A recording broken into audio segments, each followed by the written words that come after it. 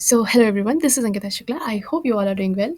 And जैसा कि thumbnail में आपने देखा, हम क्या बात करने वाले हैं।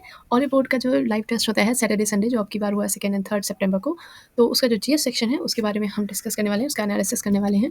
लास्ट में मैं अपना पूरा स्कोर कार्ड भी शो कर दूंगी। और शुरू करने के पहले ये देखिए, मेरा इंस्टाग्राम आप सबके सजेशन पे मैंने बना दिया है। यहाँ पे लिखा हुआ है कि आप यहाँ पे अपने क्वेश्चंस क्वेरी सजेशंस भेज सकते हैं related to SSC and this channel. So चल तो जाके आप फॉलो कर लीजिए। ये अकाउंट आज प्राइवेट हो जाएगा क्योंकि ज़रूरी है प्राइवेट होना। तो चलिए शुरू करते हैं। पहला क्वेश्चन आया है, सबसे बड़ी खारे पानी की झील। तो भाई खारे पानी की झील, ये तो हमारा प्रीवियस वीक में भी आया था क्वेश्चन। तो खारे पानी की झील हम सबको पता है, चिल्का है, उसमें कुछ ज़्यादा इंपॉर्टेंट नहीं है। लेकिन इंपॉर्टेंट इसमें और क्या है, बाकी की ये जो 3 है, इनमें से पुलिकट इस टाइम पे बहुत ज़्यादा इंपॉर्टेंट है। आप कहेंगे इस टाइम पे क्यों इंपॉर्टेंट है, अभी बताती हूँ मैं। पुलिकट झील जो है ये आंध्र प्रदेश में है, और इसकी लोकेशन देखिए कहाँ पर है। इसकी लोकेशन यहाँ पर है। ये इसकी पुलिकट झील है, ये श्रीहरिकोटा है। और श्रीहरिकोटा तो आपको पता है क्या हो रहा है वहाँ पे। एक ही महीने में हम लोग चाँद और सूरज ऐसे जा रहे हैं, जैसे कि एक हफ्ते इस वीकेंड चले गए हम दिल्ली, और अगले वीकेंड चले जाएँगे मुंबई। सो वहाँ पे काफ़ी ज़्यादा हम लोग का सेंटर ऑफ अट्रैक्शन बना हुआ है श्रीहरिकोटा। तो इसलिए वहाँ के आस-पास की चीज़ें ज़्यादा इंपॉर्टेंट हो गई हैं। Also Pulicat lake is second largest brackish water lake, मतलब दूसरी सबसे बड़ी खारे पानी की झील है। तो ये ज़्यादा इंपॉर्टेंट हो जा रही है। एक और क्वेश्चन बन सकता है कि श्रीहरिकोटा बे ऑफ बंगाल को और किस झील को आपके बीच में आता है, किन झील को अलग करता है, ऐसे करके क्वेश्चंस बन सकते हैं। दूसरी है वेम्बनाड झील, जो कि केरला में है, और वुलर झील जो कि जम्मू कश्मीर में है। और वुलर झील जो है वो इंडिया की सबसे बड़ी मीठे पानी की झील है। ठीक है। और अगर कभी बर्ड से रिलेटेड क्वेश्चन आ जाए कि बर्ड्स कहाँ बहुत ज़्यादा टाइप की पाई जाती है, तो वो भी वुलर झील के ही पास में पाई जाती हैं। इसमें और भी कुछ है बताने को, लेकिन अभी के लिए इतना काफ़ी है। हाँ, गीता रहस्य बुक किसने लिखी हुई है? तो गीता रहस्य बुक जो है बाल गंगाधर तिलक ने लिखी है। ये मुझे पता है, लेकिन आपको कैसे याद रखना है इसको? क्योंकि बाल गंगाधर तिलक, गोपाल कृष्ण गोखले, लाला लाजपत राय, ये सारे जितने भी लोग हैं, इन लोगों की पर्सनैलिटीज़ एंड सब, इनके काम इतने मैच होते थे कि इनकी बुक्स, इनके न्यूज़पेपर्स, इनके जो भी इन लोगों ने चीज़ें की हैं, वो सब आपस में मिक्स हो जाते हैं। याद करना बहुत मुश्किल होता है। तो इसके लिए मैंने क्या किया, ट्रिक बनानी स्टार्ट कर दी इन तीनों लोगों के लिए। तो गंगाधर जी के लिए ट्रिक ये बनी थी कि गंगाधर ही शक्तिमान है और शक्तिमान ही गंगाधर है। ये बात एक रहस्य थी। ठीक है? गंगाधर का रहस्य था, और ये रहस्य गीता को नहीं पता था। गीता कौन थी? गंगाधर की कलीग थी, वो उनके ऑफ़िस में काम करती थी, और वो शक्तिमान को बहुत पसंद करती थी। तो गीता ये रहस्य जानना चाहती थी कि शक्तिमान एक्चुअल में है कौन? और उन्हें नहीं पता था कि गंगाधर ही शक्तिमान है, शक्तिमान ही गंगाधर है। ठीक है? तो इस तरह से हम याद कर सकते हैं। गंगाधर जी के बारे में और भी 2-3 चीज़ें हम पता कर लेंगे। पहली चीज़ है, होम लीग रूल इन्होंने इन्हीं पेशेंट के साथ में 1916 को स्टार्ट किया था। इनके 2 न्यूज़पेपर इन्होंने स्टार्ट किए थे, मराठा एंड केसरी।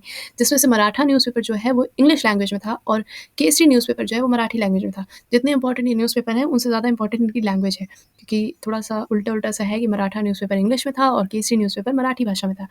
इन्हें आधुनिक भारत का निर्माता और भारतीय क्रांति का जनक कहा जाता है। ये आते हैं एसएससी में ऐसे वाले क्वेश्चंस। तो इसका आंसर हो जाएगा बाल गंगाधर तिलक। नीचे है गोपाल कृष्ण गोखले, इनके बारे में भी थोड़ा बहुत जान लेते हैं हम लोग। तो इन्होंने क्या किया था, ये हमारे प्रीवियस वाले वीक के क्वेश्चन में भी आए थे गोपाल कृष्ण गोखले जी। तो इन्होंने क्या किया था, सर्वेंट सोसाइटी ऑफ इंडिया की स्थापना की थी। अब इसको कैसे याद रखें कि इन्होंने की थी? देखो, कृष्ण जी जो थे, जो बचपन में खेलते थे, तो वो ये मतलब भेदभाव नहीं रखते थे, वो सबके साथ खेलते थे, वो अपने सर्वेंट्स के साथ में भी खेल लेते थे। तरह से समझ लो, कृष्ण जी खेलते थे, किसके साथ खेलते थे? सर्वेंट्स के साथ खेलते थे, क्योंकि वो भेदभाव नहीं करते थे, ठीक है? इन्हें डायमंड ऑफ इंडिया कहा जाता है, and political Guru of Gandhi ji भी कहा जाता है, क्योंकि इन्होंने ही गांधी जी को मतलब ऐसे ज्ञान दिया था कि बेटा तुम बहुत बाहर घूम के आए हो, बाहर पढ़ के आए हो, तो यहाँ तुम इंडिया का क्या जानो, जाओ पहले इंडिया में जनरल डिब्बे में सफ़र करके आओ। मतलब 3rd क्लास में जो नहीं गांधी जी सफ़र करते थे, वो इनके कहने पे ही उन्होंने स्टार्ट किया था।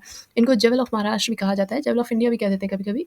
एंड बी आर अम्बेडकर के बारे में हम सभी जानते हैं, संविधान निर्माता एंड ऑल सब कुछ जानते हैं हम। सुभाष चंद्र बोस जी के बारे में भी हम बहुत कुछ जानते हैं। इन्होंने हमारी जो आज हमारी इतनी बड़ी सी सेना है, इसकी स्टार्टिंग इन्होंने ही की थी, और ये काफ़ी मेरे फेवरेट वाले हैं। सो मतलब इनका मुझे क्रांति वाला जो सीन है, जिन्होंने जो इन्होंने देश के लिए किया वो भी, और इनकी पर्सनल लाइफ, इनकी लव स्टोरी, जिसको भी नहीं पता है भाई जाओ मूवीज़ वूवीज़ देखो और आर्टिकल्स पढ़ो। और एक इंटरेस्टिंग चीज़ यहाँ पे बता देते हैं कि जाके इंटरनेट पे इनकी वाइफ़ के लिए, एमिली जो थी, उनके लिए एक लव लेटर पड़ा हुआ है इंटरनेट पे। वो पढ़िए, तब आपको पता चलेगा एक क्रांतिकारी कितना लविंग हो सकता है। सो चलिए आगे बढ़ते हैं। बंगाल विभाजन, लास्ट वीक भी ये क्वेश्चन आया था बंगाल विभाजन, उसमें ईयर पूछा गया था। तो विभाजन कैसे होता है, 50-50 करके होता है, और 50 का उल्टा हो जाता है 05। तो 1905 1905 में बंगाल का विभाजन हुआ था। किसने किया था? लॉर्ड कर्जन ने किया था। याद कैसे रखेंगे? कर्जन में लास्ट में जन है, और विभाजन में भी लास्ट में जन है। ठीक है? ऐसे याद कर लेंगे हम लोग। और कर्जन के बारे में 2 चीज़ें बहुत इंपॉर्टेंट याद रखनी है। पहली बात तो इनको औरंगज़ेब से तुलना की थी गोपाल कृष्ण गोखले ने। जी हाँ, ये वाले गोपाल कृष्ण गोखले जिन्होंने सवेन सोसाइटी ऑफ इंडिया की स्थापना की थी, उन्होंने लॉर्ड कर्जन की औरंगज़ेब से तुलना की थी। दूसरी चीज़ ये थी कि बंगाल पार्टीशन के रीज़न इन्होंने बंगाल पार्टीशन का जो आइडिया दिया था वो इसलिए दिया था कि ये कहते थे कि बंगाल जो है वो बहुत बड़ा इलाका है, बहुत बड़ा एरिया है, तो उसमें एडमिनिस्ट्रेशन जो है मतलब वहाँ का सब कुछ मैनेज नहीं हो पा रहा है, तो उसको अलग-अलग डिवाइड कर देंगे तो 2 एडमिनिस्ट्रेशन हो जाएँगे, तो अलग-अलग डिवाइड करके अलग-अलग करने में बहुत आसानी रहेगी। तो ये इन लोगों ने रीज़न दिया था, बट रीज़न ये था कि अगर वहाँ बंगाल में ना बहुत सारी क्रांतिकारी जो थे वो निकल रहे थे, तो जब वो निकलते थे वहाँ से तो बंगाल पूरा एक था, तो उनके साथ में एक बहुत बड़ा एरिया हो जाता था, बहुत सारे लोग हो जाते थे।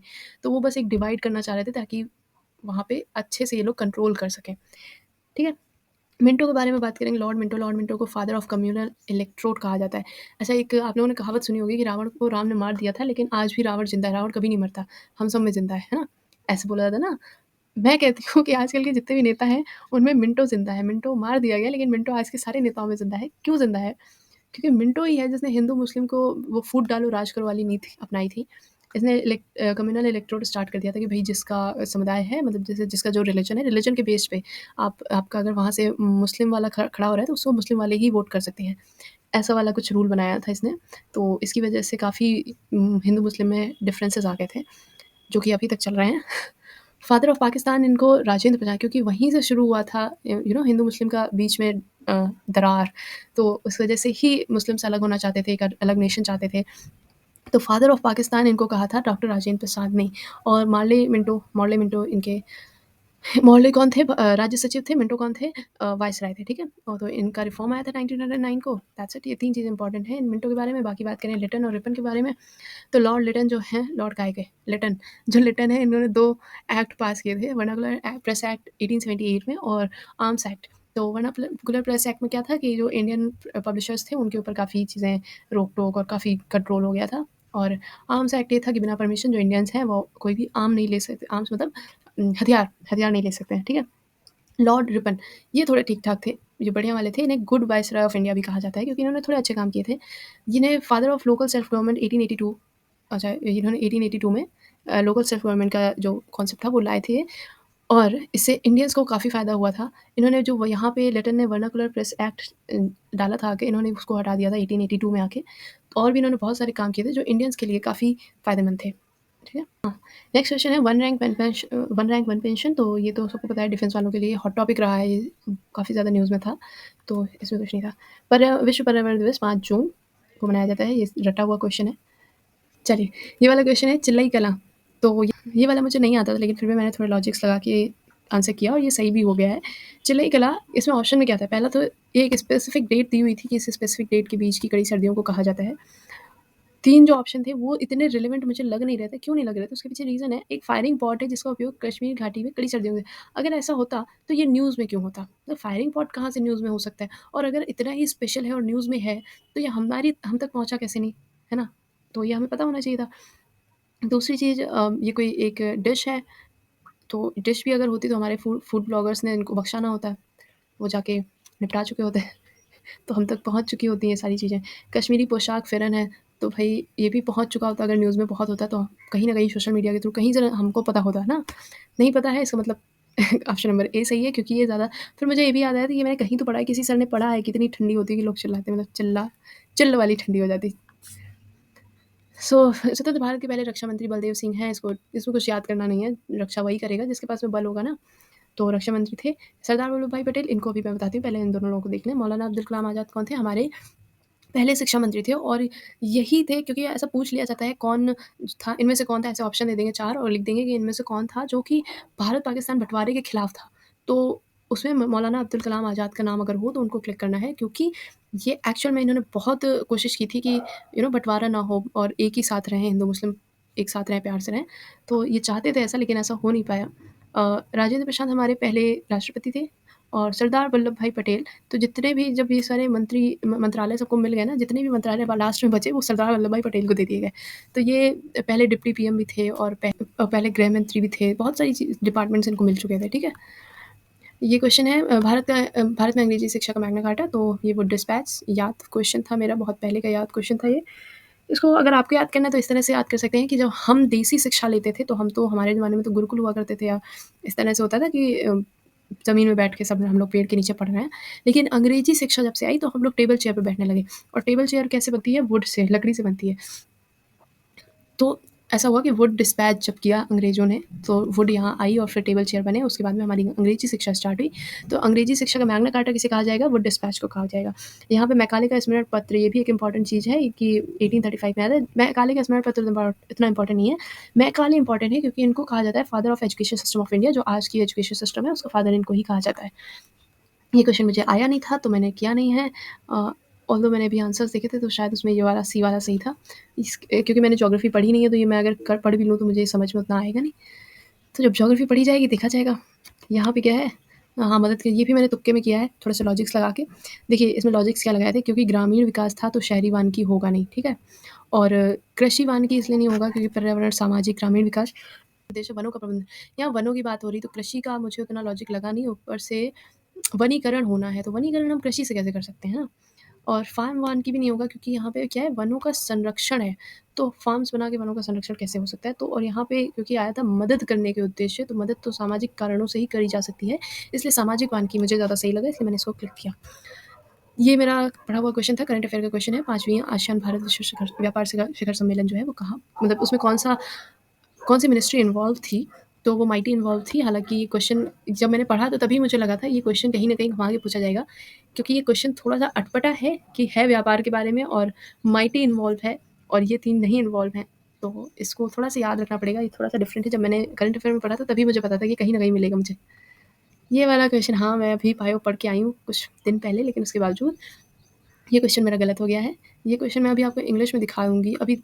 अ, हाँ, तो ये वाला क्वेश्चन देख लेते हैं। ये वाला क्वेश्चन हम इंग्लिश में देखेंगे क्योंकि बायो इंग्लिश में पढ़ी है, तो हिंदी में थोड़ा-सा कन्फ्यूज़न हो सकता है। तो हालाँकि जितना मुझे याद था उस हिसाब से मुझे ये पता था कि ये फर्स्ट वाला जो है ट्रैकेट्स, इसमें पॉइंटेड एंड्स होते हैं। पॉइंटेड एंड्स जैसे ही मैंने देखा वैसे ही मुझे पता था 1 का सी होगा, तो पहला और चौथा मैंने एलिमिनेट कर दिया, बी एंड सी बचा। बी एंड सी में मैं थोड़ा-सा कन्फ्यूज़ हो गई हूँ, वेसल्स जो थे, अब पता नहीं क्यों मैं कन्फ्यूज़ हो गई। तो ये थोड़ा-सा गलत हो गया, वरना इसका सी होगा आंसर। That's it. अब मैं वापस से जाती हूँ इसमें, ठीक है? तो इसका सही आंसर जो है वो सी वाला होगा, ये मेरा गलत हो गया है। नेक्स्ट देखते हैं। ये तो मैंने मेरे से जाने क्यों गलत हो गया, क्या ही करती हूँ मैं कभी-कभी, छोड़ो। ये देखिए वायरस के बारे में है, वायरस सूक्ष्म होते हैं, अन्य सूक्ष्म जीवों से भिन्न होते हैं, तो भैया हर कोई अन्य दूसरे वालों से तो चेंज ही होता है ना, डिफरेंट ही होता है। और ये इसमें ये वाली जो बीमारियाँ हैं ये वायरस की होती हैं, तो ये तो सही था और ये भी सही था, मगर मैंने पता नहीं क्यों ये कर दिया। हालाँकि मैंने ये देखा कि मुझे सी क्लिक करना है, फिर भी मेरे से बी क्लिक हुआ है, पता नहीं क्यों हुआ है। और जबकि मैंने बहुत आराम-आराम से पेपर किया है, पता नहीं कैसे हो गया है, क्यों मैंने बी कर दिया है, कुछ याद नहीं मुझे। ये कुछ देख लेते हैं, ये मेरी ट्रिक नहीं है, ये परमार सर की ट्रिक है, और ये उन्होंने हम याद कराई थी कि वायरस से होने वाली बीमारियाँ कौन-कौन सी हैं, तो उसको हम लोग इस तरह से याद करते हैं कि डॉक्टर मिश्रा जो हैं, ये रहे डॉक्टर और ये रहा मिश्रा, ठीक है? तो डॉक्टर मिश्रा जो हैं वो बेस्ट हैं एमपी में, ठीक है? डॉक्टर मिश्रा बेस्ट हैं एमपी में, वायरस से रिलेटेड जितनी भी बीमारियाँ हैं, उनसे निपटने के लिए डॉक्टर मिश्रा जो हैं वो बेस्ट हैं एमपी में। तो डॉक्टर से हो गया डेंगू, एम से हो गया मीसल्स, आई से हो गया इन्फ्लुएंजा, एस से हो गया स्वाइन फ्लू, एच से हेपेटाइटिस, आर से रेबीज़, ए से एड्स, बी से बर्ड फ्लू, ई से एनसाइटिस एंड एस से स्मॉल पॉक्स, टी से कुछ भी नहीं एंड एम से मम्प्स, पी से पोलियो। ये जितनी भी बीमारियाँ हैं ये वायरस से होती हैं, तो याद रखिएगा, जिसमें से पोलियो काफ़ी इंपॉर्टेंट है और लोग गलत कर देते हैं। पोलियो इंपॉर्टेंट है, रेबीज़ इंपॉर्टेंट है, ये सारी गलत करते हैं लोग। हेपेटाइटिस इंपॉर्टेंट है, और ये सब तो आते हैं, ये सब हम एक तरह से आइडिया लगा लेते हैं कि ये सब वायरस से होते हैं, लेकिन इन सब में कन्फ्यूज़न हो जाती है, तो ये वाले लोग गलत करते हैं, तो इनको याद करके ज़रूर जाना है। डेंगू काफ़ी पूछा जाता है, तो भई उसको भी देख लेना। तो ये हो गया, अब इसमें देखते हैं। राज्यों को आरक्षण देने की शक्ति, ये भई देखिए आर्टिकल 16 क्या होता है? रोज़गार में अवसर की समानता, ठीक है? और 16 में पार्ट सारे छोड़ दो, सिर्फ 4 वाला याद रखना है, ये इंपॉर्टेंट है, ये पूछ दिया जाता है और इसमें पूछा गया है, राज्यों को आरक्षण देने की शक्ति देता है 16 4, दैट्स इट, इससे ज़्यादा कुछ याद नहीं करना है। 15th वाला कौन-सा है आर्टिकल? आर्टिकल 15, मूवी भी है आयुष्मान खुराना वाली। आप बताएँगे कि आर्टिकल 15 का क्या मीनिंग है? इस बार बहुत इंटरेस्टिंग वाला क्वेश्चन भी आया था एक, आर्टिकल 15 पे सीजीएल प्रीलिम्स में। तो संवैधानिक उपचारों का अधिकार प्रदान करता है कौन? आर्टिकल 32, एकदम सिंपल सा क्वेश्चन है, इसमें और कुछ याद करने को नहीं है। और स्टेथोस्कोप किसने खोज की थी? तो भई ये मुझे आता नहीं था, बाद में मुझे पता चला रेने लेनेक ने की थी, तो ऑप्शन नंबर सी सही हो जाएगा। डीआरडीओ की गतिविधियों की समीक्षा के लिए 9 मेंबर्ड कमेटी का गठन किया गया है, जिसके नेतृत्व पूर्व प्रधान वैज्ञानिक, सर ये भी मुझे नहीं आता था। और ये मुझे पता चला है कि इसका आंसर होगा बी, आई गेस बी होगा। नेक्स्ट क्वेश्चन कौन सा हो गया? लंबा देखिए, मानव विकास सूचकांक ए बी सी तीनों ही मानव का विकास करने के लिए बहुत इंपॉर्टेंट है, इसलिए तीनों ही सही होंगे। आता नहीं था लेकिन कर लिया क्योंकि बहुत ईजी है। ये वाला आता नहीं था जिसमें से मुझे कुछ नहीं आता था, दोनों ही नहीं आते थे मुझे। एक्चुअली जेनेटिक कोड ही नहीं आता था, पढ़ा ही नहीं कभी। तो इसमें आंसर तो ये होगा, बाद में मैंने आंसर की में देखा है, लेकिन उस टाइम पे कुछ नहीं आता था। ये एक ट्रिक कोड है और कॉमा और गैर अतिव्यापी पता नहीं क्या ही है, इंग्लिश में मैं बता दूँगी।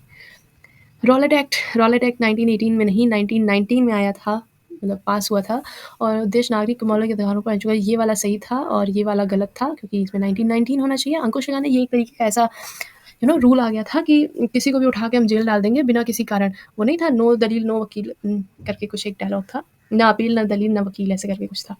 तो वैसे ही वाला इन लोगों ने बैठा रखा था कि भाई कुछ नहीं करना है, किसी भी रीज़न से उनको ये कह दिया जाएगा ये आतंकवादियों वाली गतिविधि कर रहे हैं, बेकार के काम कर रहे हैं, और ऐसा कुछ भी रीज़न देके अंदर डाल दिया जाएगा, और उसके लिए कोई भी लिमिट नहीं होगी कि कब तक अंदर है, और वो अपने लिए लड़ भी नहीं सकेंगे, कोई अपील नहीं कर सकते हैं।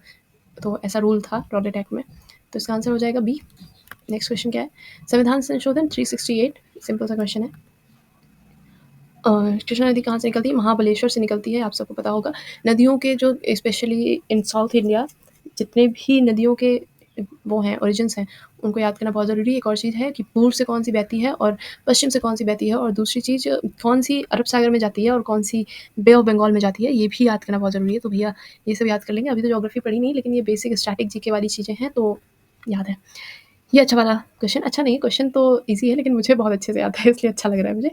बिम्बिसार का उत्तराधिकारी कौन था? अजातशत्रु था। ये लोग कौन से वंश थे? हर्यक वंश से थे। अब जिन्होंने खान सर की से हिस्ट्री पढ़ी है उन सबको पता होगा, हसन मसुक शाह जो हमारी ट्रिक थी, हसन मसुक शाह में ह से हर्यक वंश, सी से शशनाग वंश, न से नंद वंश, म से मौर्य वंश, मसुक शाह सुंग वंश और देन कन वंश, और सा से सातवाहन वंश।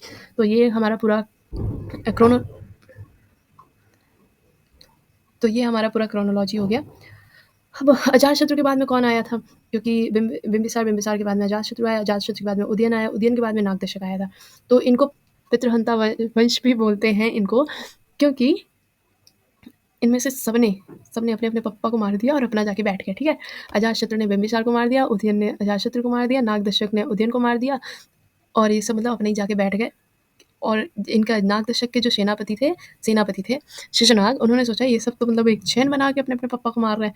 तो इससे पहले कि नागदशक का बेटा भी इसको मार के अपना बैठ जाए, तो इन्होंने सोचा कि लाओ हम ही निपटा दें इनको, तो शिशुनाग ने इनको निपटा दिया, नागदशक को, और फिर अपना शिशुनाग बैठ गए और शिशुनाग ने शिशुनाग वंश की स्थापना की।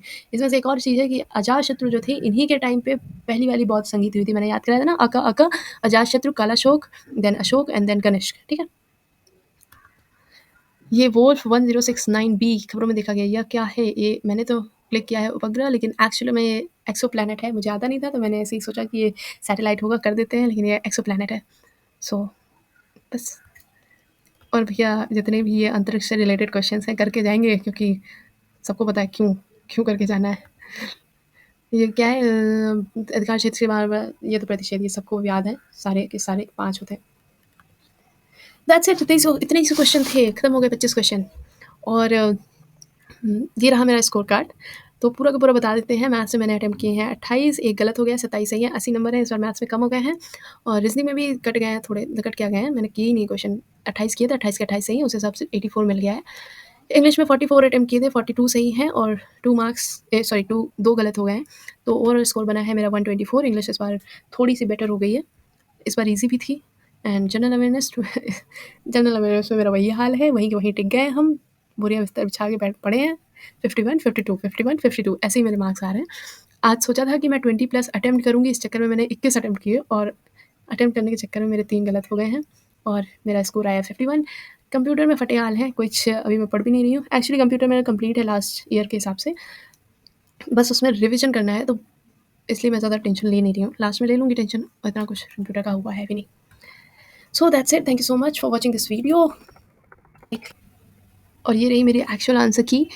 अब आप कहेंगे यहाँ पे क्यों नहीं किया? तो भाई देखो, यहाँ पे मुझे वो पेन नहीं मिलता है चलाने के लिए, क्योंकि ये वेबसाइट है, ठीक है? तो और एक्चुअली मैं आंसर की से वीडियो बनाने भी नहीं वाली थी। मैंने इसीलिए अपना क्वेश्चन पेपर जब मैं कर रही थी, मैं तभी मैंने सारे स्क्रीनशॉट्स लिए थे, ताकि मैं उन्हीं से वीडियो बना दूँ, पीपीटी बना के। क्योंकि आज का जो टाइम है, जो मैं वीडियो बना रही हूँ, आज मुझे कहीं जाना था, तो मुझे मालूम था कि मैं आंसर की से वीडियो मंडे को बना नहीं पाऊँगी। तो मैंने सोचा था कि संडे को ही बना के शाम को डाल देंगे, जो क्वेश्चंस मैंने स्क्रीनशॉट लिए हैं, जिससे मैंने अभी वीडियो बनाई ये वाली।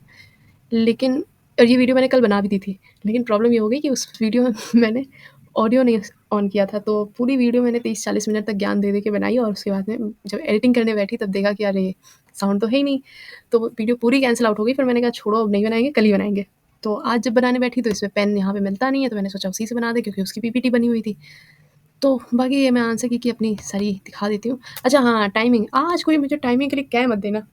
क्योंकि आज मैंने पता है कोशिश की कि मैं हर क्वेश्चन पे मुझे आ जा रहा था, मैं तब भी बैठ जा रही थी कि चलो बैठ जाते थोड़ा टाइम हो जाए काउंट। तो मेरे ऊपर कोई कहेगा नहीं आगे 2.5 मिनट में कैसे कर लिया।